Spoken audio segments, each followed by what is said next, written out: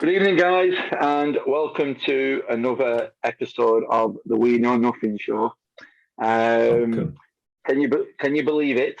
We've got to 12 episodes now, and it just started as a little bit of a pipe dream. So yeah, 12 episodes deep, which is really good. Had some fantastic guests on, and got some more fantastic guests lined up in the near future. So watch this space. Um, some Younger, some good welcome to the ones We Know coming. Nothing show. Or Some good what? guests Or coming. what? We've had some great guests already. And I think it is going to be, you know, when I don't know topping. I don't think topping is the right word. The guests that we've already had on because they've been fantastic, but equally as good, still fantastic guests. Some big names coming on, which is good. 100%. And some bigger names that we're trying to get on, and all being well, we'll try and get a Burnley player, if not Sean Dyche, on by the end of the season, just for even if it's for a brief, welcome to the We Know Nothing show. There you go. Look at that. Look at that. Like we were saying, guys, welcome to the We Know Nothing show. Tonight's episode, we're just going to talk about a little bit of an overview of the league, how it stands at the minute, what we said at the beginning of the season, just a couple of footballing matters that have come to the forefront over the last couple of days, and we'll finish it off because we're obviously two big Burnley fans, with a special mention for Maxwell Cornet and the impact he's had on the club at the moment. So as we always say, guys, I know it's the most boring part of it, but any feedback, is warranted. But let's try and keep the negativity to a minimum. Remember, it's just two lads, absolutely know nothing about football, just talking about it. So yeah, Younger, over to you, Sunshine. Yeah, thanks very much, and welcome, Mark, to the episode 12. And tonight, 10 games in. It'll be 11 in a couple of days, and we'll break up for another international break. This time next year, we'll be breaking up if not already broken up, for a World Cup. So Winter World Cup, here you come. But yeah, like Mark said, we're gonna have a quick rundown of sort of top four, bottom three, what we said before the start of the season and where it was going to finish. This is not where we said it was going to be after 10 games. This is where we said it was going to finish. Bit worried about Mark's. I'm a bit worried about mine as well. I'm not worried about mine. I'm not worried about mine at all. I've got the top one there. No, you haven't. Yeah, I have. No, you haven't. That's a lie. No, you haven't. You've done me there. That's a lie. You've well done me. Mark, that says Manchester City. That says Man United at the top of the Premier League. But we'll go into that in a few minutes. I'm going. So yeah, bye bye, mate. Yeah, Premier League. Quick overview of each of the sort of top four, top five, maybe even top six. Little look at Tottenham, like Mark said. Bottom three. Shout out to Maxwell Cornet, who is started his life at Newcastle. And a little bit of Newcastle as well. On a touch on Newcastle because they're about to make a stupid signing. But we'll touch on them as well because they're in the bottom three. So yeah, let's start. I'll quickly run down the top six in the Premier League. Chelsea, number one, played 10, won 8, drawn 1, lost 1, 25 points. Liverpool, 10, 6, 4, 22. And then Manchester City, 6, 2, 2 for 20 points. West Ham, dark horses of this group, 6, 2, 2, 20 points. Man United, 5, 2, 3, 17 points. Arsenal, who, had arguably the worst start of all of them clubs, currently sat in the top six after a turn of fortunes, with 5, 2, 3 on 17 points. Most improved team over the last few weeks. Yeah, when you talk big six clubs as well, Tottenham's currently sat in fifth place, played 10, won 5, lost 5. We'll touch on them quickly in a little bit as well. Bottom three, Norwich, arguably going to finish with the lowest point score in Premier League history. I feel that could be heading that direction. Newcastle, richest club in the world. And then the Mighty Clarets, who, again, are having what looks like a little bit of a turn. We have a bit of a rubbish game coming this weekend against league leaders, Chelsea. Easy game for us, that. But, we're a club that tends to have, apart from Manchester City, we tend to turn up against these clubs and they might go out 2-0 winners, but they'll know that we've been in a game. But sometimes we'll get a 1-0 win or 2-1 win or something like along them lines. So I wouldn't put it past us getting something. But let's start with what the league, obviously the top four and what our predictions were. So Chelsea, Liverpool, Man City and West Ham are the top four. So mine were Manchester City top. This is the end of the season, by the way. So we had Manchester City top. Oh no, we didn't actually. I had Man United first. I've written them down and then put the numbers in which we ordered them. So I put Man United first. I put City second. I put Chelsea third and Liverpool fourth. So actually, yeah, I've done shit. And then Mark went for Man United first, City second, Chelsea third, and Liverpool fourth. Did we go for exactly the same? No, I don't think we did we? Well, that's what I've got there. But my order, I don't know why I've put it like that, but my order is City, United, Liverpool, Chelsea. So maybe I went for something different and then just marked my numbers down wrong. Yeah, and just marked it up, yeah, maybe. But you went United, City, Chelsea, Liverpool. I might have gone City, United, Liverpool, Chelsea. Bottom three, obviously Norwich, Newcastle and Burnley. I put my bottom three as Newcastle to be relegated in first, then Norwich, then Brentford. So I've had a bit of a... I'm quite close. Bottom five, I've got two of them teams. Bottom three, I've got two of them teams. Yeah. And then you went for Brentford, Norwich and Watford. So you're, again, a little bit worse off than I am because Brentford are obviously 12th and I chose Brentford as well, but Watford are 16th and I went for Newcastle. So that could all change, obviously, because Newcastle could spend £200 million in the January transfer window. But yeah, let's start with Chelsea then. Played 10, won 8, drawn 1, lost 1. I think they're having a good start to the season. I'm struggling. They won 1-0 last night in the Champions League. They haven't got that striker. Now Romelu Lukaku's injured for a little bit. I don't know how long he's got left out. But without Romelu Lukaku, they haven't got anybody. Like, Kai Havertz is the worst Sunday League player I've ever seen play football. Like, some of the chances that he's missed. Like, you don't rate him then, no? Not particularly, no. And yet he gets picked week in, week out. It could be work rate, but I'm on the believing we Havertz. I think he's a very good. Technically, I think he's a very good footballer. I think he's possibly. I think the problem that they've got with him at the moment is that he's being asked to sort of do that role that obviously he's sort of not used to. But for me, technically, I'm a very good footballer, but I'm not a Premier League footballer. No, but this is what I mean.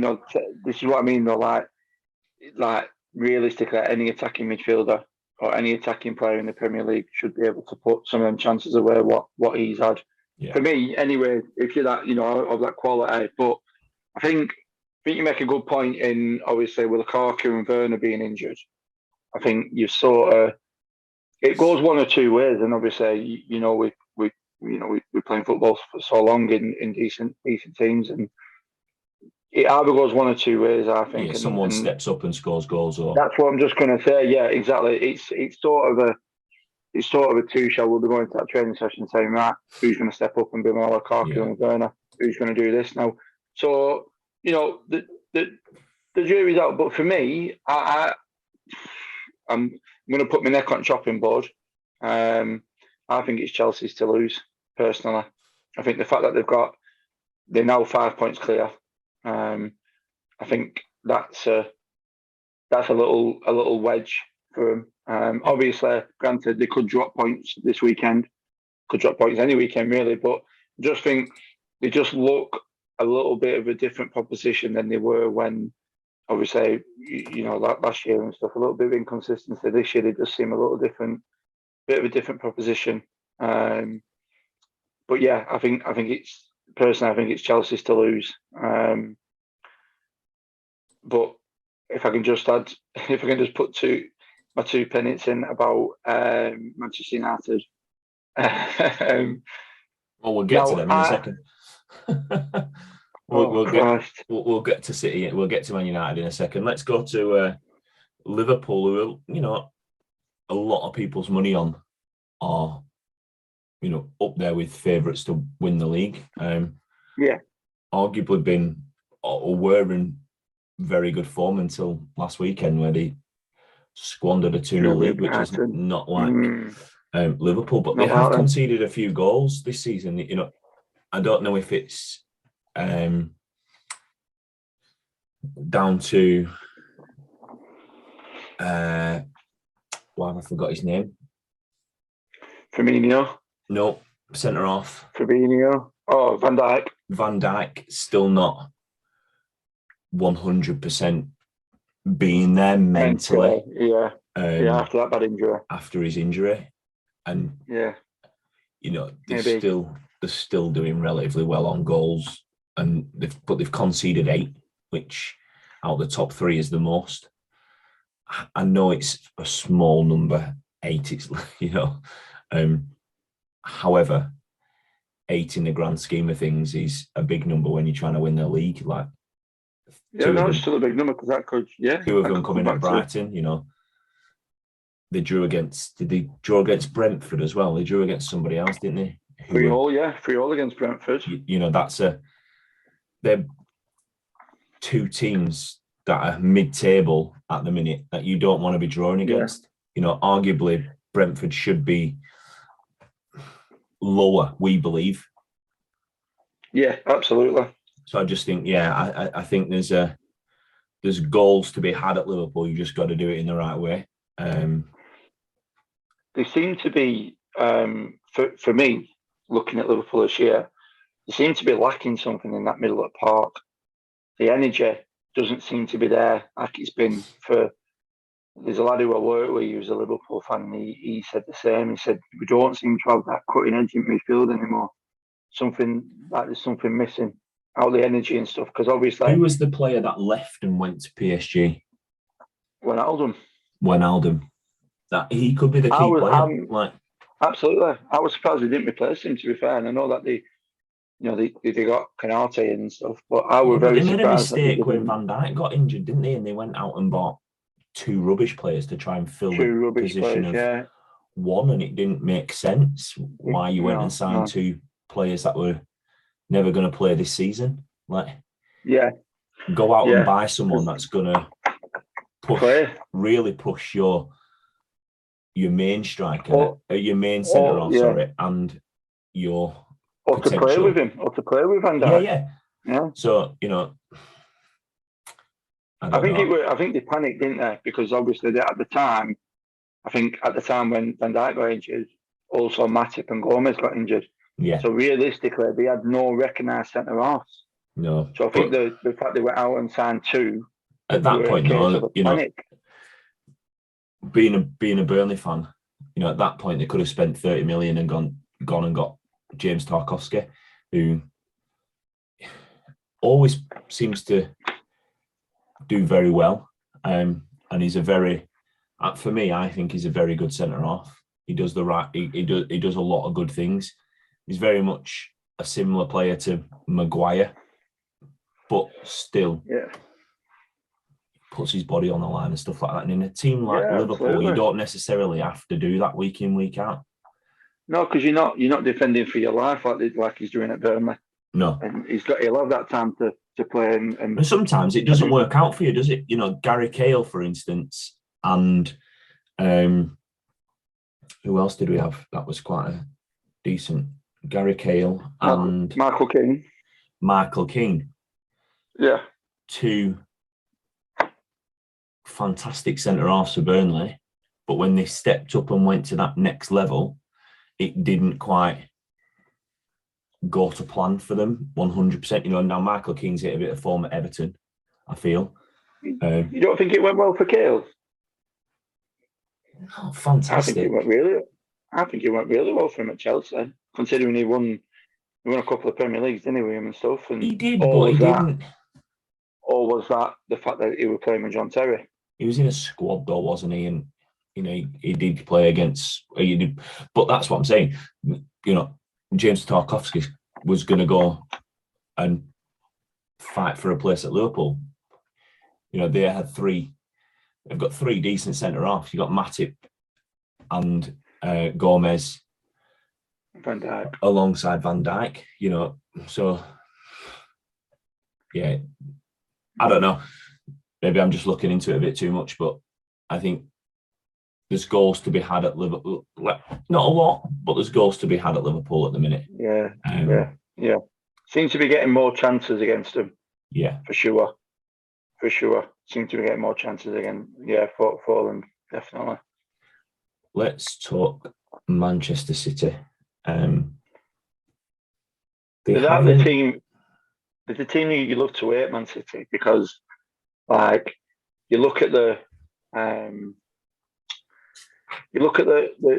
players, the squad that they've got. I mean, last night were a perfect example, realistically, against Bruges. Yeah. I think they brought De Bruyne, Sterling. They brought Sterling and De Bruyne would walk into any Premier League. Yeah. 4-5, unbelievably, really, no questions asked about. And Sterling's arguably not having the greatest season of his life last season. No, he's not. No, he had a good, fantastic Euros for England. Played really one of our better players in the tournament. I just think Manchester City are like the squad that you love to hate, because they've got these. It's like they've got all these superstars, and every now and then they just throw a little curveball in that. But I said at weekend I could see Palace doing something, because Palace seem to be Manchester City's bogey team. That's it, isn't it? They have that. But if you remember what James said though a couple of weeks ago, he said without a recognised striker, now they will struggle against teams like who sit in and ask them to break them down, because they haven't got someone in. They haven't got someone in the box. They haven't got that Aguero who's going to score from 5 yards out. Yeah, 100%. And last night, I don't know if you saw the goals from last night, but last night it was good to see him scoring goals from inside the box. Yeah, because they were drilling balls across. Foden got one. Foden got a tap in. Sterling scored as well. I don't know Sterling scored. Yeah, Sterling got a tap in and Mahrez got an header. So it was good to see in the the 6-yard box and stuff, in amongst them and stuff. So that was a positive. I mean, the positive is as well the lad called Palmer who's coming through. He looks like a talent. Yeah. He looks like a really good talent. But do you know what we've not mentioned there? That £100 million man from Aston Villa. Yeah, I know, it's crazy, isn't it? Look, this guy is a fantastic player, and I'm sure, I'm 100% certain that Manchester City is gonna come good. But I don't know. I feel like it's when you move from an Aston Villa, a Burnley, a Watford, somewhere like that, to a Premier League, to a top club, you're almost like a foreign player again. Yeah, because you've got to start all over again. You have to get. It's not getting up to Premier League pace. You have to get up to. You're not playing at the World Cup standard. You play higher than that week in, week out. Your standards that you're set playing in a top 4 club in the Premier League, arguably top 6 clubs, because we've got some very good teams like Tottenham and ninth at the minute and a fantastic, they've got a good squad. Not fantastic, but they've got a good squad. They've got a good group of players. They've got a decent squad. And they're underperforming at the minute. Everton got a good squad, underperforming at the minute. Mm-hmm. But the standards that are set by these clubs are so high that when you're at Aston Villa and the standards that you set at Aston Villa are this high, when you go to Manchester City and you're working under arguably the best club manager that there's been, bar Sir Alex Ferguson, and maybe is alongside Jose Mourinho, but unfortunately it's not sort of worked out the last few years for Jose Mourinho. I think, you're playing for somebody that's coached, again, one of the best players in the world, in Lionel Messi. Yeah. They've got a fantastic player. He just needs to work out where he's going to play him and get him in that position and get him playing week in, week out. Yeah, I think what the worrying thing, I mean, it's a great point what you made about getting up to the pace of not the Premier League, because you're in the pace of the Premier League, but getting up to the pace of the team that you've signed for and the style that they're playing and the fitness and stuff. And the price tag. Absolutely. I think the thing with Grealish, that's right. I think the thing with Grealish is that I think Grealish was the star man at Villa, and everything centred around Grealish. He's gone to Man City, and he's not the star man because they've got star players there already. They've got the star quality there. So now, my only concern is, and like I said, we've got Manchester City fans that are members of the subscribers to the channel. Obviously, Jimbo's a Man City fan who we had on a couple of shows ago. And my only concern is in the big games what he's played, he's been found a little bit wanting. So the one against PSG. Do you think he's Liverpool, taken away his style of play though as well? I think he's a little bit. Do you think Pep Guardiola's taken it?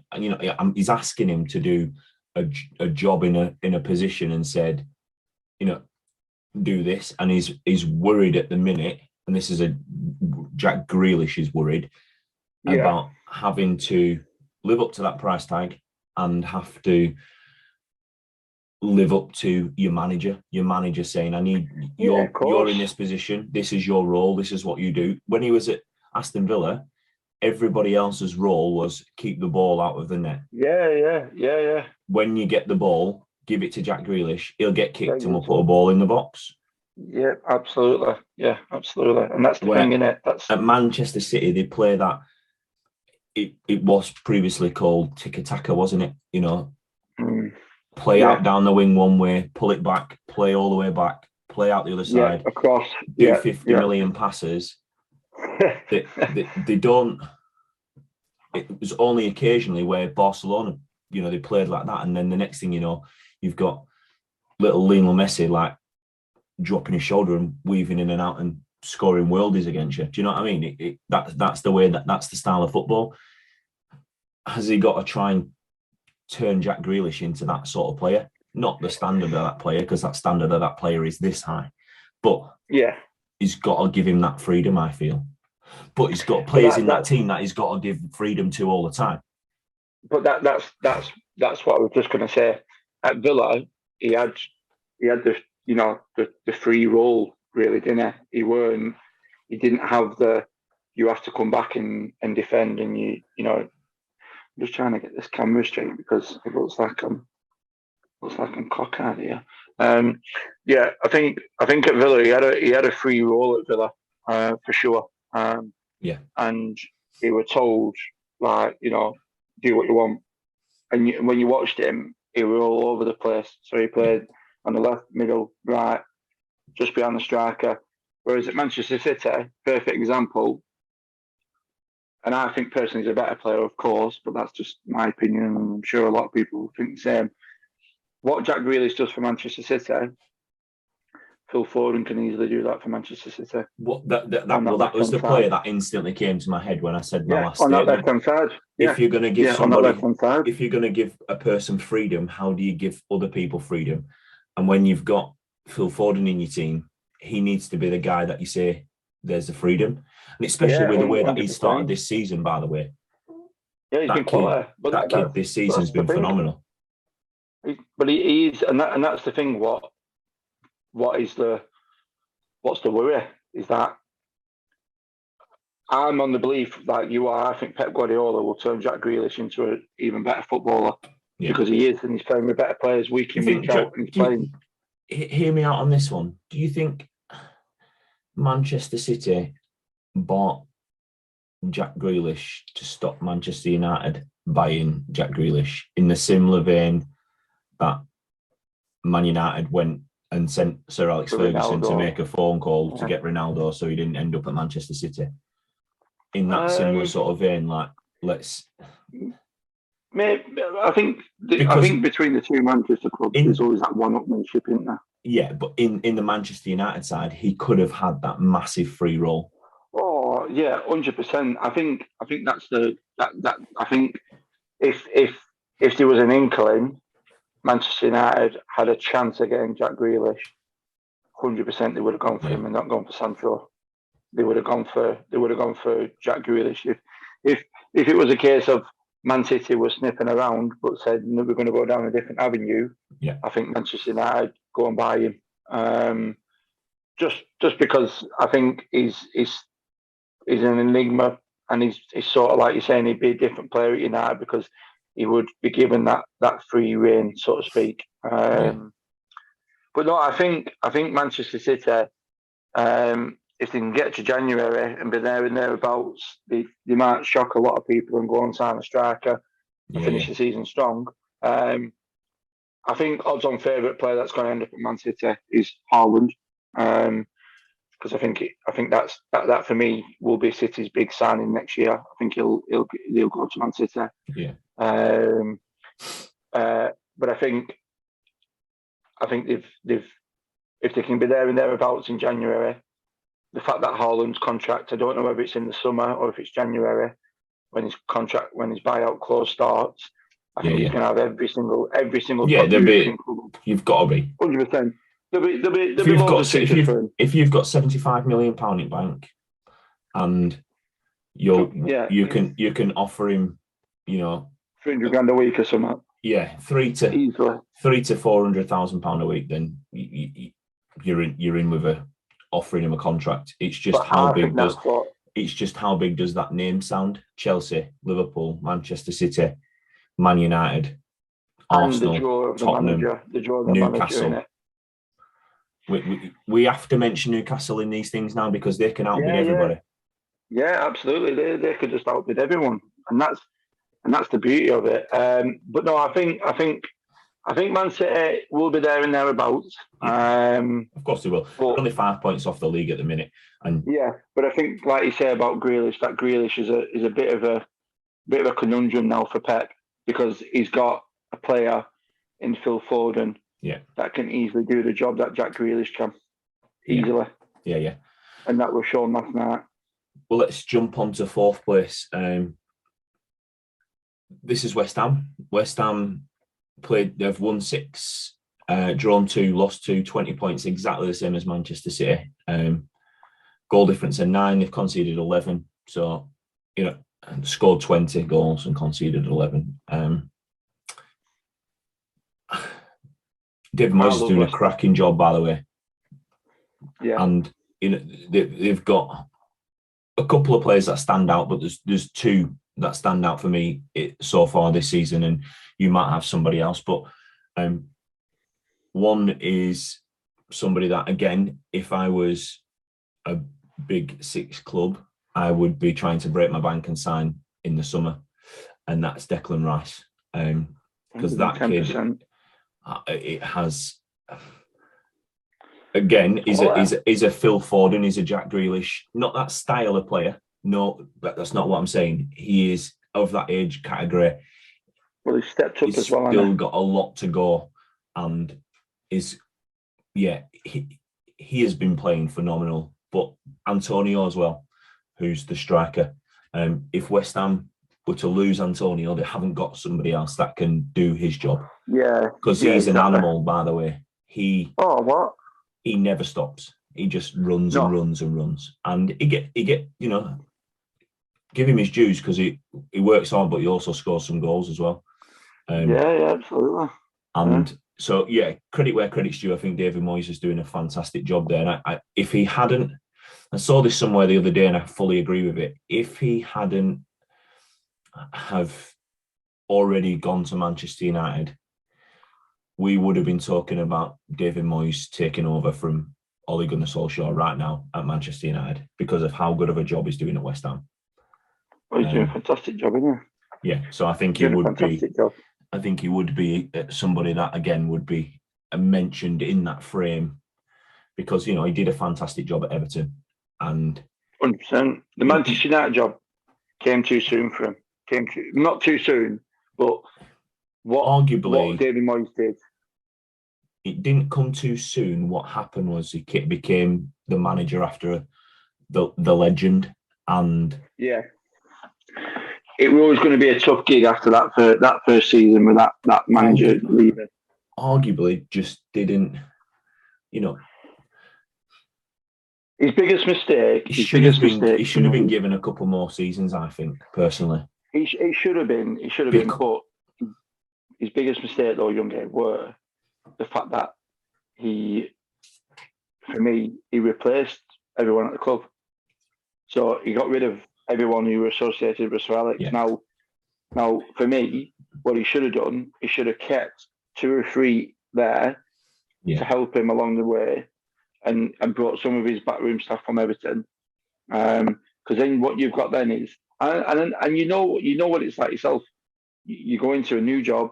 If you're successful to get a manager's job or team leader or senior, or you want to put your own spin on it, and you want to set a precedent and do that. And I think that's what he wanted to do at Manchester United. He wanted to go in and set his own legacy in that sense. But I think he should have kept a couple of Sir Alex Ferguson's closest. So my question to you then is, and that's a really good point.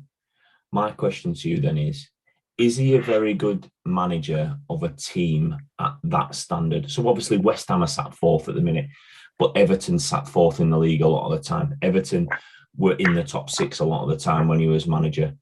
They're a very similar team to West Ham. He can manage a top 6 team, but not necessarily a top 4 team because of that next standard of level. Can he attract that player? I think it's the expectations, isn't it? I think it's the expectations of the club that he's at. I mean, when he went to Everton, there were always a sort of expectation, not expectation to what he achieved, but there were always something there and thereabouts to say Everton could be knocking on the door. I think at West Ham, he went into West Ham when the club was in turmoil. Couldn't buy a win before he signed for it. They couldn't. Not at the new stadium anyway. I think I remember rightly when we went to Sashton. I think we beat them 3 or 4-1 at the Olympic Stadium. And I think what he's done in that club is turned around. And I think it does fall back into what you were saying about. I think his expectations that club that he's gone for. His expectations are to go and do well, not to go and overachieve like he's doing at the minute with West Ham and like he did at Everton. But I think yourself that expectation there changes as soon as you go to a Chelsea, United, Liverpool, even an Arsenal in the last few, not the recent times, but way back when. Yeah. And I think that's the difference in it, and that the level of pressure cranks up tenfold because you're expected to do something well at that. Then the top clubs, and this is no disrespect to West Ham whatsoever, because I think West Ham are a fantastic club. No, they are. They are batting above the weight at the minute, but they're playing some good football in that same time. Yeah, absolutely. Yeah, I agree with you. Yeah, couldn't agree more with you. So I'm just going to say 5th is Manchester United, and I'm going to jump over them really quickly because I want to come back to them in a second. Yeah, of course. Yeah. Arsenal are next, and they're arguably one of the informed teams at the minute. They didn't start very well, but are playing okay now and getting a couple of wins on the board. And it's really what I want to say about Arsenal, to be honest. I don't really want to go too deep into that. No. Then I just want to jump back to Manchester United, who are in a situation at the minute where, and this is how I feel, do you give your manager time to carry on building this ethos? Because this ethos that he's building is a Sir Alex ethos. He has brought people back to the club, whether that's the tea lady, whether that's, backroom staff, he's brought people back to the club and he's still building a squad. Now, you put a team out on that pitch, that is the best team that you can pick. And he's doing that week in, week out. I get sometimes they don't seem to have an identity. However, I'm sure he's given them something and I'm sure he's telling them that this is the way he wants them to play. If they're not doing that on the pitch, if you,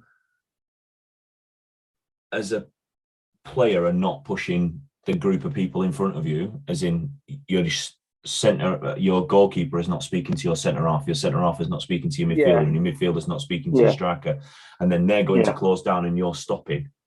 And it sort of feels like that at times. And then, you've got Harry Maguire, who I don't know whether it's a Euro, whether because we went so far in the Euros that he's just not had a good pre-season and he's not got up to speed. He's not lost that. He's not been able to keep going. He needs that summer off where he can rest, recoup, come back, do pre-season, drop, because he looks like he needs to drop about 3 stone at the minute.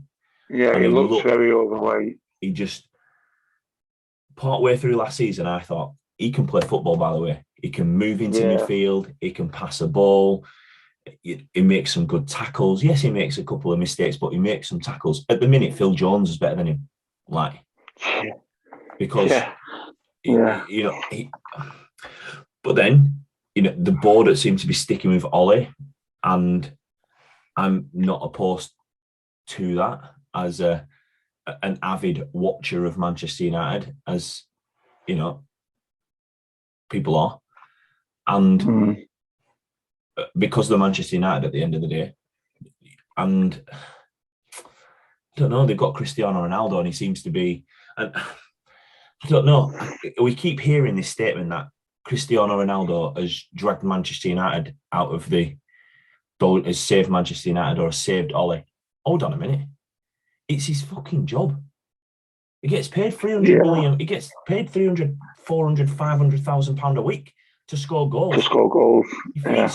If he does nothing the whole, if this was Sergio Aguero at Manchester City this season, and he didn't do it, because he's a very similar player in style of play. Doesn't do loads, doesn't run loads. Obviously, they're different in stature, and Cristiano Ronaldo scored more goals than like every Premier League striker in the Premier League this season ever scored altogether. But they don't run around, they don't do loads, but they score and goal, put a goal in back at net. There's a different aspect to it. Some people are saying a different story because of where Manchester City are to where Manchester United are. Cristiano Ronaldo can't make Harry Maguire tackle somebody. He can't make Bruno Fernandes pass him a ball better. He's not going to get a better ball than the one that he got the other night, but also you're not going to see a better finish on the volley 100%. than his 2 goals in his last 2 games.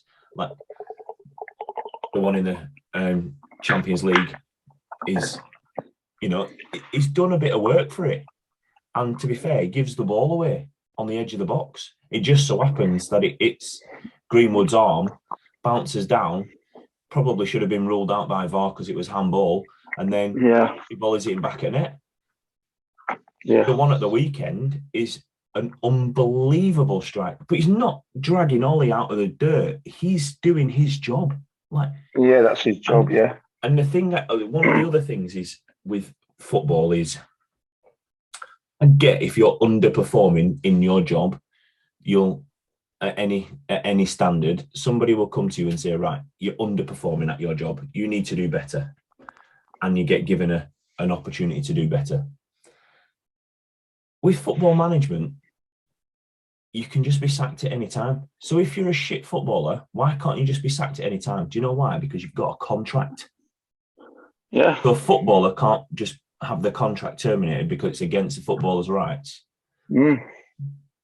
But a But a manager manager can just have his contract terminated like that. I don't quite get it. I mean, I'm on the agreement in the sense of this. I think the be all and end all of it is it's a simple analogy for me, and I've said this to loads of people. I've said it till I go blue in the face. I'll keep saying it. Ole Gunnar Solskjaer is not big enough for Manchester United. And don't get me wrong, some of the players that he signed, unbelievable. Ronaldo, Varane, Sancho, players like that, players of that ilk, right? The biggest But who critique is out in who is out in football at the minute? Who I know I've cut you off there, and I know I've done, but what I want to do is I want to ask you who a manager that's out there at the minute that you would bring in that would be better suited at Manchester United. Well, I would have said before he went to Tottenham, Conte. He failed at Chelsea. He failed in his last role. Yeah, he didn't really fail though. He won the Premier League. But then failed. He won the league and didn't follow it up. Yeah, I suppose. He got sacked from his. He got sacked from his last. He got sacked from his last role. Like he didn't. If he was that good of a manager, why is he still not at Chelsea and sat at top of Premier League where they are now? Like that, and that's what I'm getting. If you're getting a manager that couldn't consistently deliver, then what's the point in changing? Yeah, I mean, you might as well head back down the track and go and get David Moyes again. Yeah, and that it's a good point that you're making. But what I think the last two games for Manchester United. So I watched the Tottenham game, and I thought, as a football fan, it was a perfect game for Tottenham because United had just been absolutely bounced by Liverpool. Confidence might have been shot. Great game for Tottenham to absolutely go at them and have a do with them. See what like it first 45, go at them. And the Manchester United that turned up was a Manchester United that should have turned up against Liverpool. And I'm a firm believer in the result. If that Manchester United would have turned up, I don't think the result would have been. The scoreline might have been different. No, it wouldn't have been the same. The result would have been more might not have would have been the same. I feel because Liverpool, I think a more consistent side. The scoreline would have been the same. Yeah, I'll get criticism for this.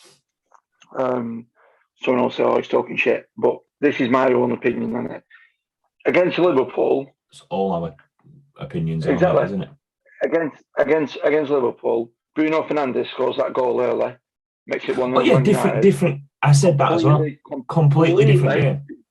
Completely different game because you've got 80,000 Man United fans jumping up and down. Yeah, the crowd will be up, the players will be up, the manager will be on the sideline saying, "Come on." And then you get into Liverpool's, like, you keep going for the next 30 minutes and stuff, and you might get a couple more goals. Completely different game. In a game like that, it is a completely different game. Yeah, 100%. If he scores that goal, it's a completely different game. Because that it might have still turned around and ended up being a Liverpool win. Yeah, absolutely. But there were no fight, no nothing. And going back to the Tottenham game, the biggest, the player that changed it for me against is that keep going. The player that changed it for me in that Manchester United team is Raphael Varane. Yeah, he did. And the reason why he changed it is because when Ollie went to three at the back, you had that numpty Lindelof and Maguire doing the pressing and going up tight against your Moras and your Lo Celsos and stuff who were coming through. But then you had Varane sweeping it all up and putting Kane into turnstiles or whatever. And that suited Man United because Maguire and Lindelof knew they could press a little bit because they had that shielding behind them in Varane, and Varane were quality against Tottenham. But what that did is that then gave United the confidence to be able to play. For me, I don't know if Fred gets a game of football week in and week out at Manchester United. I don't get it at all, especially when you've got Van der Beek on bench. Don't get it. There's obviously been a big fallout. I obviously don't know enough about Van der Beek about what he'd done previous, but he clearly was a good enough player to get an opportunity. And it's the same with Freddie. Clearly is a good enough player to get an opportunity, but when it comes to playing, and he plays for Brazil and he's a different class player. Do you know what I mean? He seems to come back to Man United and he's like it's like they send his twin brother back. Yeah, he's garbage. But going back to the point where you made about Ronaldo, about him dragging the team through and out of the shit, I do think that he does get him out of the shit in the sense of the results, but that's his job. His job is a striker, like Cavani's a striker. Greenwood's a striker. Rashford's a goal getter. If Greenwood pops up at the weekend and scores in a 1-0 win to Man United against Man City, what do they say? They won't say he's dragged him out of the shit then. Greenwood scored a goal. It's because it's Ronaldo and there's this. I mean, don't get me wrong. I'm loving the fact he's back in Premier League. I'm loving the fact you can watch him week in, week out again, because I think he's a phenomenal footballer at that age. Still think he's got at least a good 2 seasons in him. But I just think that the next few games are massive, because I know there's some grumblings around the Man United fans who have booted off about the fact that Tottenham have got Conte and they didn't get him when they had a chance to get him. But Solskjaer could prove us all wrong, and he could turn it around, and he could find that winning mentality. The only person that I see at the minute that would go into Manchester United and potentially give them a lift, and this might be controversial as well, but I feel it's Zinedine Zidane. I think. Yeah, I said that. I said Zidane, and with Zidane, and the thing is with Zidane is what he'll do is straight away. I mean, don't get me. I won't talk about this waste of space, but straight away your Pogba contract situation is resolved. Zidane goes there and signs a 2-year deal. Pogba signs an extension to his contract and stays at Manchester United. Because Zidane will. But then does he become a better player playing under Zidane? Somebody that is confident in behind him, and somebody that it can have that change. He changes his mentality when he goes and plays with France. He has this freedom. He has this swagger about him, and that's because he's got the players though behind him. He hasn't got the players at Man United. He had the players at Juventus. He's got some good. He's got some good players that play with him. I think he's also got some bang average players. Yeah, absolutely. But again, I think, for me, looking at managers that are out there, he's a proven winner. Like, obviously, he's a legend in football, but he's a proven winner at a high standard of. Went to Real Madrid and won everything, and the Champions League. Like, did he win it 3 or nearly 4 times in a row? 3 times in a row. First manager to the first club to do it. So he's got it. He's got this. He uses class to Zidane as well. He's got it about him, hasn't he? So I think if you were going to get rid of him, you wouldn't be going for one of these sort of current household names that are kicking about. Like, no, I think Zidane would fancy it as well. Get yourself out there for Zidane and go and bring him to the Premier League and go and let him go and bring some of his own players in. But I'm a big believer that Ollie should get given more time and let him have another window, and if he's not performing 10 games into next season, then get rid of him. And you think he stays then? Yeah. I don't know. I want him on the to current stay. form. Do you keep on the current inconsistency where he's in the form? Do you keep him? Does he stay after Christmas? I want him to stay. Yeah. If I'm the Man United board, where do I want to finish? Top 4, I think, is still a good season for Man United this year. But then they've gone backwards, though, then, haven't they? Well, no, because they overachieved last season. Yeah, I suppose. Okay, So they overachieved last I'll year. give you, I'll give you that one. So last season was But an overachieve. shouldn't they have performed? But shouldn't they perform better this year with the players and caliber they've signed in summer? Potentially, but you've got Jadon Sancho who's not hit the ground running. Van der Beek don't get a game. Yeah, I know. Cristiano Ronaldo's, again, he is Cristiano Ronaldo. And look, yeah, I think we've covered that. I think if he's not in the top 4 in the next 5 games, if he's not in the top 4 by Christmas, call it a day. Get rid of him. I don't want to see him go, but if I was the Manchester United board, I'd get rid of him and get somebody else in with a January transfer window coming around the corner. But look, Man United have got the Glazers. They've spent a bit of money. They've allowed Manchester United to spend a little money, but then they've just gone and sold a stupid amount of shares and got 100 and something billion pound or something, million pound or whatever, and none of that's gone back to the club. It's all gone in their back pockets. Do you know what I mean? Like, I don't know. Let's touch on Tottenham real quickly. Indifferent season. Nuno was never the first choice. It was actually Conte. Eighth choice Conte was the first one. It was actually Conte, and he turned him down because they didn't have enough ambition. And now, actually, 10 games into the Premier League season, they've managed to change something and get him in. I'll tell you what that is. Do you want to know what that is? It's money in Conte's back pocket. That's the only reason why. That's the only thing. That can be the only thing that's changed. Because Daniel Levy's a very, very shrewd businessman. Yes. Yeah, very shrewd in business. So the only way he's got him in is if he's gone, here's the money. Here is. And he's told him there's money there in January to spend as well. 100%. January, if not the summer. Go in the summer and absolutely. I mean, it's going to be an indifferent season next year because we're going to break up in the middle of the season. So who knows what the hell's going to happen there? Well, they're playing at the moment. They went 3-0 up against Vitesse, the Dutch team, and they're currently 3-2 to Tottenham. Tottenham have had Christian Romero sent off, and Vitesse have had 2 players sent off. So. Yeah, so it's hopefully a good win in his first game to watch later on. Yeah, in his first game. But I like Conte. I like what he brings. I like his intensity. I like his structure. I like his all-round management style. I love his passion he brings to any club he's been at. I think his last job at Inter Milan with what he did was amazing. Got Lukaku scoring goals again. Yeah. Got a confident Inter Milan team that won the league.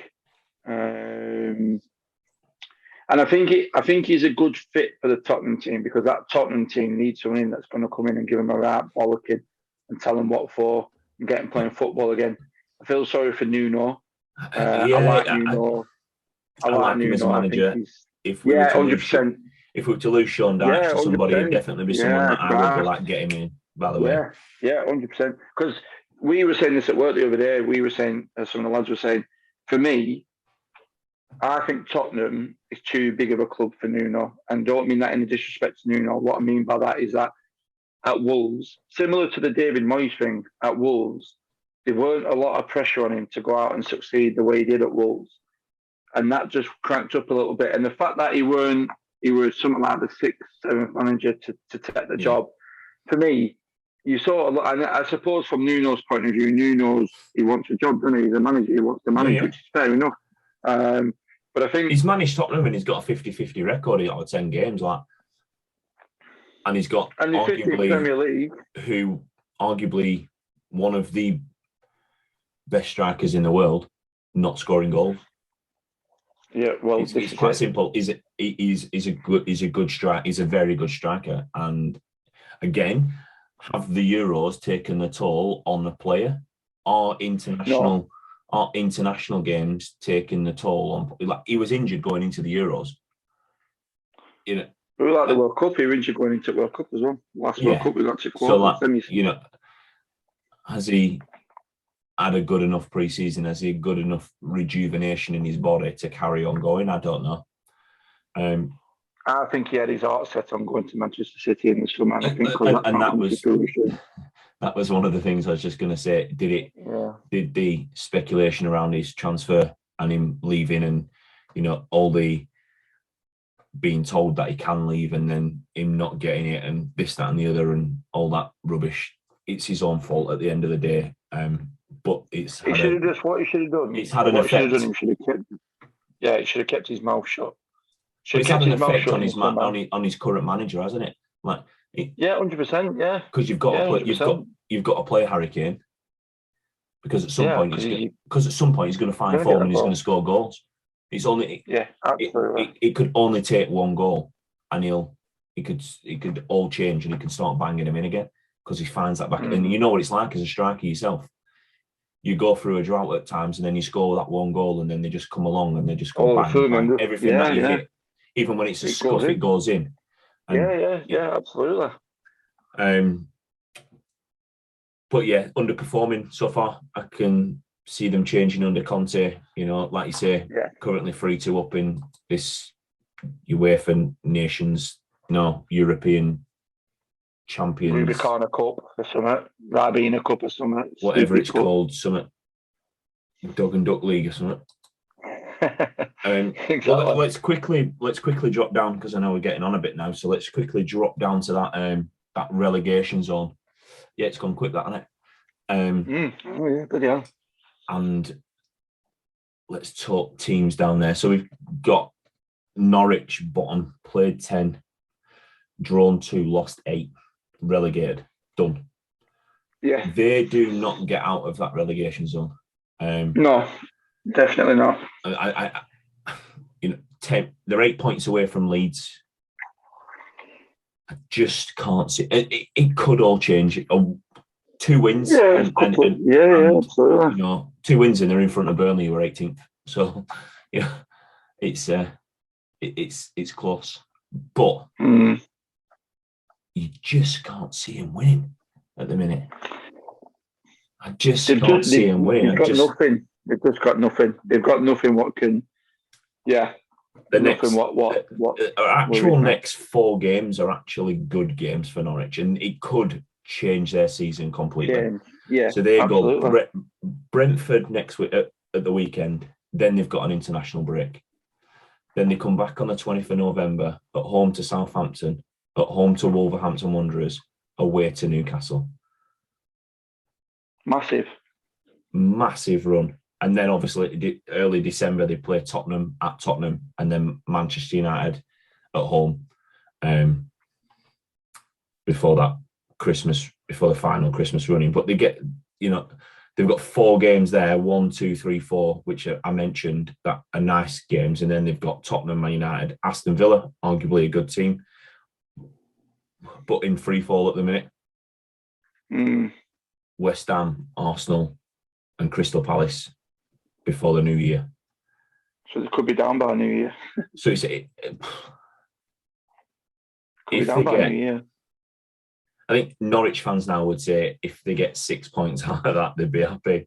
You know what I mean? Yeah. I honestly do think that as well. So, but let's have a look at who else is down there. Newcastle, second bottom. They will not stay there. They are getting relegated still for me. You think? How many players can they sign in January? Enough to turn it around. Financial fair play still takes hold. There's no. But I read somewhere. I don't know if I'm. Yeah, I don't know if I'm wrong about this. Fair play. There is no break in financial fair play. I'm sure I read somewhere where when it's a new owner, I'm sure you don't get penalised for financial fair play for your first 2 seasons first 2 windows. I'm sure it's not. I'm sure I read that somewhere.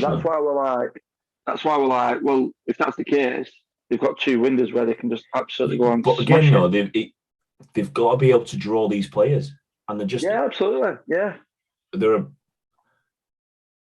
trying to. Their first choice manager was a manager that failed at arguably one of the best clubs in England, Arsenal, and has gone to Villarreal and done a decent job, to be fair, but then has turned Newcastle down, who are the richest club in the world. And now they're going for Eddie Howe, who was wonderful at Bournemouth. Let's not get it wrong. He did a really good job there. Was shocking at Burnley. And then, what happened with him at Burnley, if I'm right in saying, is that, and I know I am, he did part-time, a little bit like what Sean Dyche does, but Sean Dyche somehow makes it work. But he did part-time and went and spent a lot of his time down on the south coast in Bournemouth, because that's where his newborn baby and his wife were, and then would travel to Burnley for the end of the week training and game day. Well, this is Newcastle. This is another 3 hours north. Like, let's maybe he's not had a changing heart, and I think it's a stupid appointment personally. But he went back to Bournemouth and failed again. Do you know what I mean? Well, he had 2 good seasons at Bournemouth, or 2.5 good seasons, 3 seasons at the most at Bournemouth, and then like Sheffield United got found out. But he just seems to get mentioned for all the big jobs. The Celtic job. He turned the Celtic job down in the summer before Finger got hit. That Aussie fella. But he just seems to get linked for all these big jobs, and I think he'd be a decent manager for a mid-table team. But Newcastle are no longer going to be that team, are they? Well, this is the thing. I think Eddie Howe will go into that club and sign 6 to 7 very good Premier League experienced footballers that will get him out of the shit.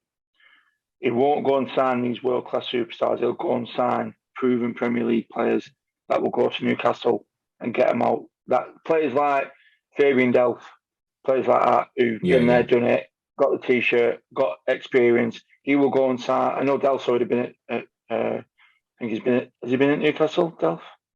Not sure. Has he? No, I don't think it. Was it Everton? I don't think so.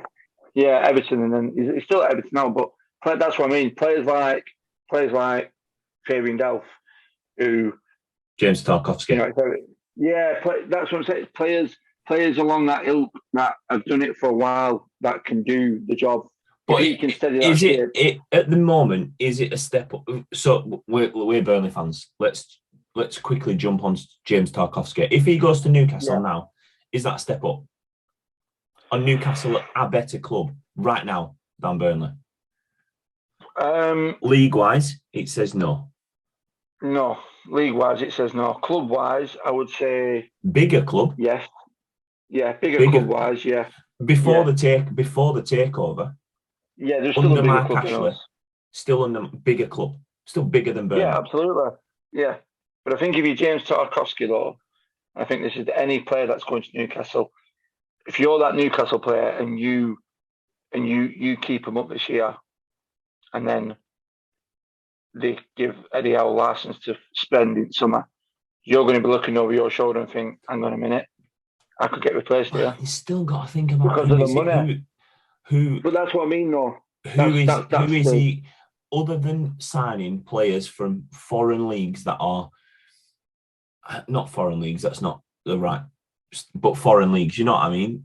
Other European football leagues, other than signing players that are coming to the sell-by date and are expecting a big wage to see out the contract, that's the sort of player you're going to get Eddie Howe signing. I'm sorry, he's not going to go and buy Haaland. He's not an attractive enough man. We're saying this about Ole Gunnar Solskjaer a minute ago, and he's managing one of the biggest clubs in the world. They haven't won anything for a while. They're still one of the biggest clubs in the world. They're still the biggest. Arguably, they're still the biggest club in England, although they've not won anything in a long time. On stature, on trophies previously won, they're still Man United are still one of the biggest clubs in the world. Yeah, I agree. On current form, it's no. And that's the same as what I was saying about Burnley, Newcastle. Newcastle are a bigger club than Burnley, but at this moment in time, are they a better club? No. No, because of obviously the league says obviously There's otherwise. not. So,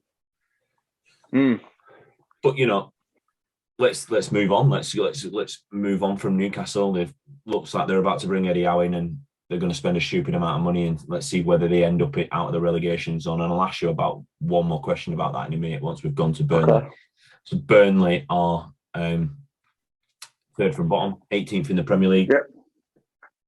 Played 10, won 1, drawn 4, lost 5. Looking at it as a Burnley fan, right? Some of them draws should have been wins. Yeah, I was just about to say that. Some of them losses could also have been wins. Yep. And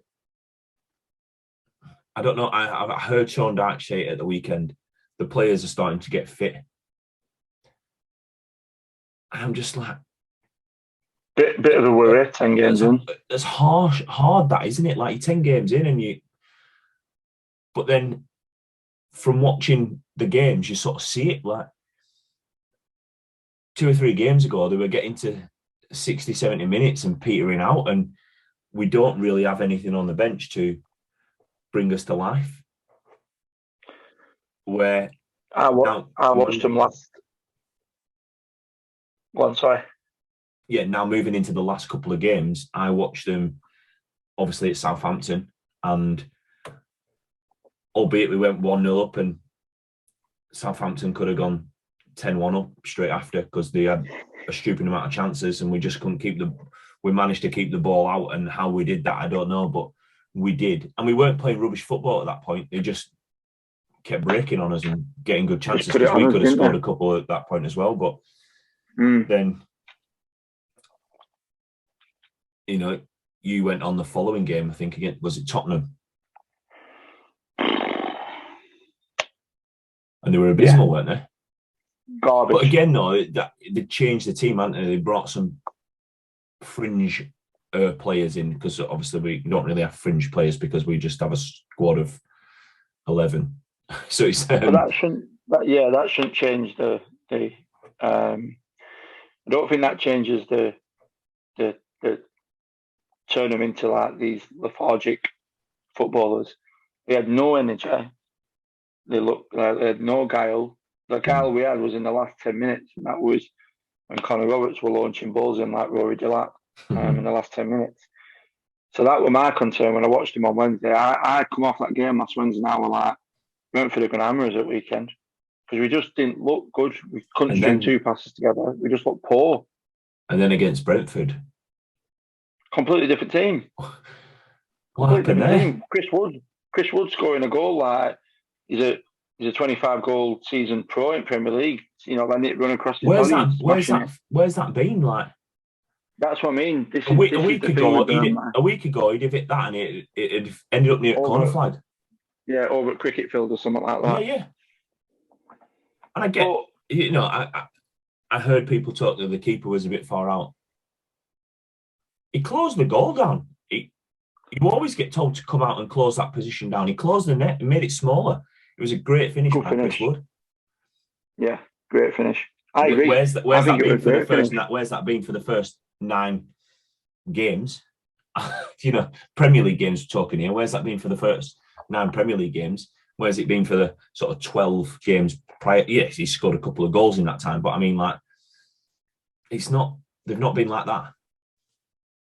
Well, I think the weird thing is about it, though, Young, with us, and this is a strange thing to say, because usually it's the other way. But all the 9 games we've been competitive in, like, and that's the weird thing. We've been there and thereabouts, and I think that's what, like, Brighton at home, Norwich at home, teams like that, where you think we should be getting something. But we've been competitive in every single one of the games. No teams come in and absolutely, like the Man City game. Man City didn't hammer us. We had a chance against them. Liverpool didn't hammer us. We had a chance against them. Yeah. So the first game of the season against Brighton, we should have got some. We should have got some out of the first game of the season. At least a point. At least a point. And Liverpool, I think that's the thing. I think give us possibly a point. A nice game, but we were in that game for a decent. Yeah, absolutely. for a decent stretch. For a decent period of time, yeah. Absolutely. Leeds, we had chances. The Norwich game, what jumps out at me, because I think the Norwich game, for me, if Vidra and Cornet play that game, they're in that squad, we win that game comfortably. Yeah. We just didn't have, we just could not stretch that back four with Ben Armtugel for Burnley Gibson and Grant Hanley in the team, which is a shame because I think Cornet and Vigil would have made a big difference to that. But let's talk about that man, because he has changed something in a few players, hasn't he? And I don't know, like, it might be the reason why Chris Wood's scoring a goal of that caliber, because he's got somebody that might change Sean Dyche's thinking, and he might start thinking about putting a Cornet and a Vidra together and just having a shitload of pace up there. Because at the minute, Cornet, he started on the left. When I watched him against Southampton, he started out a little bit wider, and it wasn't working. And he needed that freer role, so he made a change and stepped him inside. And albeit he'd scored already at this point, but the moment that he brought in, and the reason that was is, and the reason he stepped him inside and made that change is because once he'd scored that goal, he was still lacking defensively, and it's odd because he came as a left back and a left winger, so you would expect the defensive to be there and not the goal scoring guile that he's had. And you expect it to be the other way around, but actually wasn't getting back in against Southampton. They were going down that side. They were not helping Charlie. It just didn't help Charlie Taylor one little bit. But when they changed that and put him more centrally, he was a different player. It was unbelievable. And his finish against Southampton was phenomenal. Yeah. And, if we'd have had somebody else that could play in that game, a Chris Wood score a goal or something, because don't get me wrong, Southampton had a few opportunities when we went 1-0 up. They didn't take them. And obviously it's about chances, and it's about not conceding goals, and it's about scoring them. And we need somebody else to score, and that's what happened at the weekend. We needed somebody else to score. Chris Wood got the goal, and then it gave us a little bit of freedom to go and play. And it was good to see us free-flowing, playing well. My issue is that the middle of our park is too old. Yeah, absolutely. There's no legs in the middle of the park anymore. Westy's not been good for 2 seasons now. Brownhill needs someone alongside him to do his doggies with him. He can't do it all on his own. Yeah. Jack Cork is good, but his legs aren't there anymore. So he had a decent game against Southampton, to be fair, did Jack Cork, but just I like Jack Cork. It got to a point the pitch anymore at about 55, 60 minutes where his legs were like, I don't want to. Yeah, I don't want to run anymore. Yeah. And we don't think we can have players like that not necessarily Jack Cork as such, but Westy, like you say, he's been off the boil for a little while now. I don't know. You can't have passengers. I think we need to get a result at the weekend, which is not going to be easy, is it? But I'd like to see us get a result at the weekend, because that could change our season. That puts us, depending on results, but that puts us level on points with Aston Villa, Watford, and Leeds. I know we're playing top at Premier League. I don't think we'll get anything at the weekend. But where do they score? My thing at the weekend is, where do they score from? If they haven't got Romelu, then our defenders really have no big target man to deal with, and we should be able to give them some issues. Yeah. Well, maybe. I think he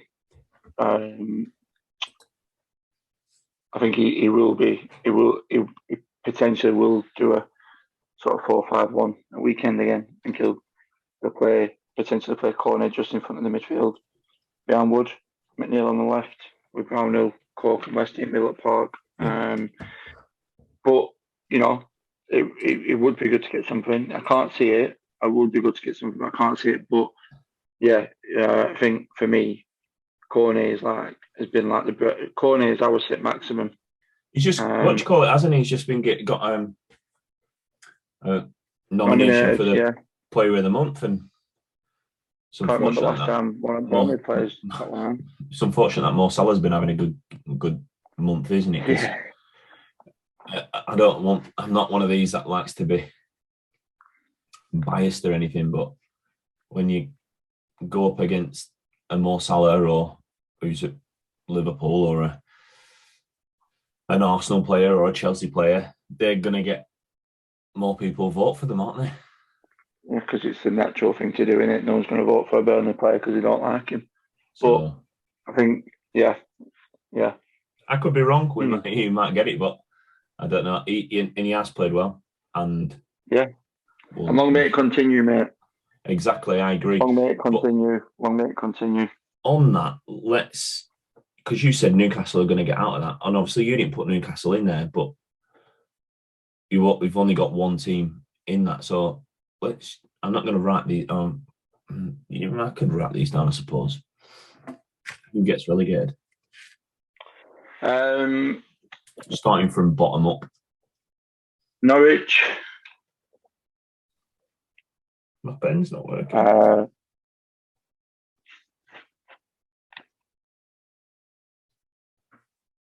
Norwich.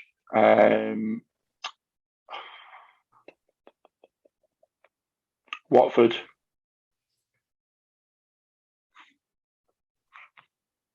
And Brentford. They're the exact same teams that you put last time. Yeah, I still think they're the teams that'll go down. Brentford are in 12th at the minute, mate. Like, you think they're going to free fall from there? Yeah, realisation's hitting big time. Just lost £300. So I don't know. I still fancy Newcastle to struggle, but they might get out depending on who they bring in. Mine is Norwich.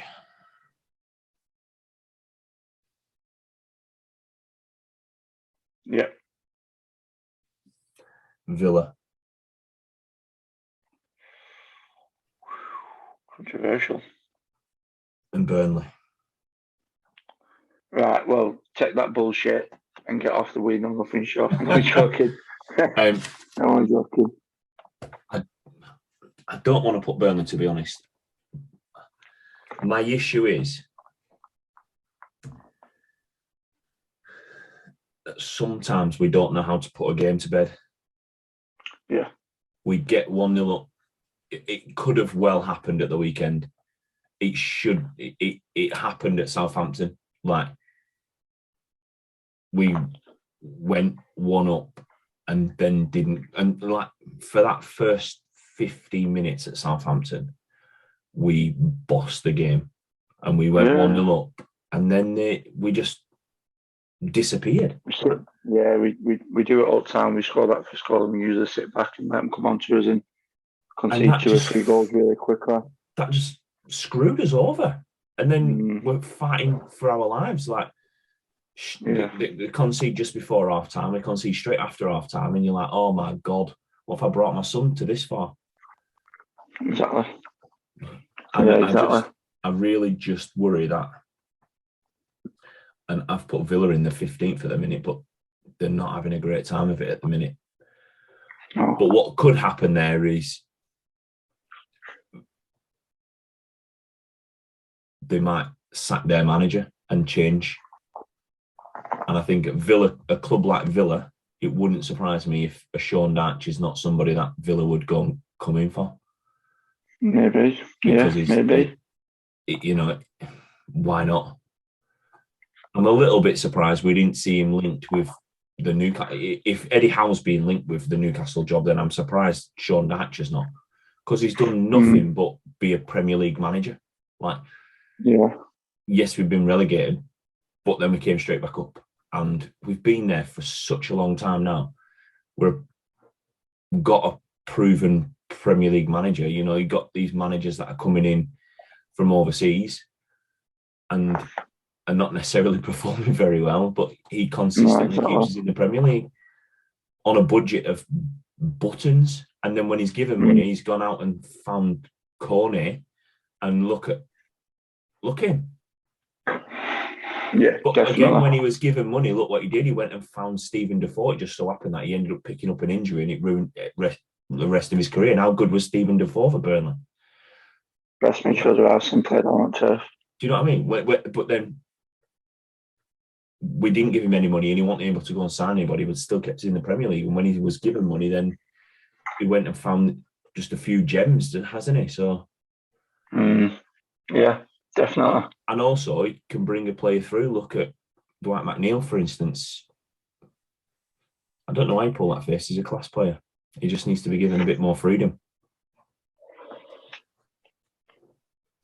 But yeah, so there you go. We've covered all the bases.